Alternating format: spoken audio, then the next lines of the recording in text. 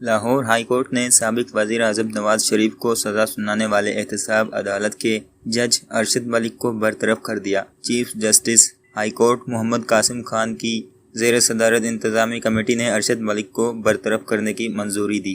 تفصیلات کے مطابق chief justice Lahore high court Muhammad Qasim Khan کی زیر صدارت انتظامی کمیٹی کا اجلاس ہوا، جس میں ہائی کورٹ کے انتظامی کمیٹی میں سینئر 7 ججز نے شرکت کی۔ انتظامی کمیٹی کے اجلاس میں جسٹس ملک شہزاد احمد خان، جسٹس شجاعت علی خان، جسٹس عائشہ اے ملک، جسٹس شاہد وحید اور جسٹس علی باقر نجفی شامل تھے۔